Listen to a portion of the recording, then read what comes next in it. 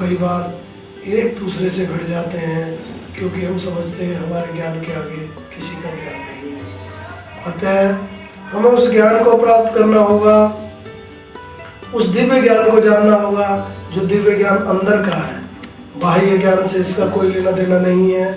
इस बाह्य ज्ञान से आप सदा इसी प्रकार से धक्के खाते रहेंगे।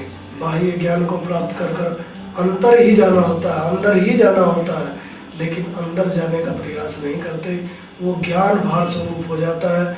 उस ज्ञान के कारण ही हमारी ये मनोदशा होती है कि हम इतने अहंकार से परिपूर्ण हो जाते हैं कि हम और कुछ जानने की इच्छा ही नहीं रखते। हम कहते हैं जो हमने जान लिया वही संपूर्ण है। इसलिए हमें उस ज्ञान को प्राप्त करना होगा।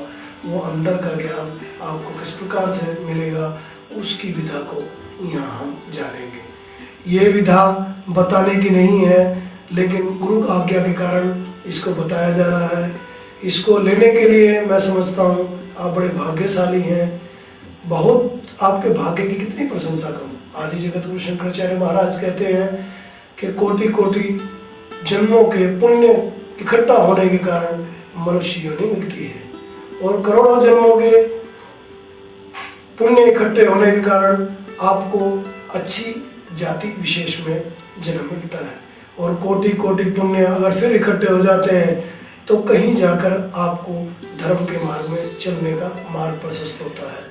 और कहीं कोटि कोटि पुण्य और इकट्ठे हो जाए तो आपको आत्म अनात्म का ज्ञान देने वाला कोई संत मिलता है। और कहीं कोटि कोटि पुण्य और इकट्ठे हो जाए आपके तो आपको आत्म अनात्म का ज्ञान प्राप्त होता है।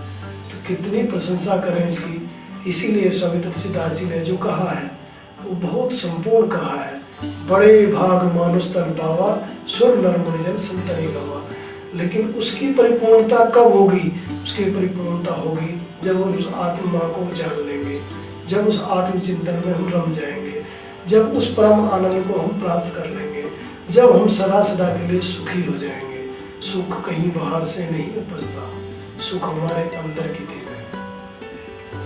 सुख दुख कुछ है ही नहीं। सुख आता है, आते वक्त सुख देता है,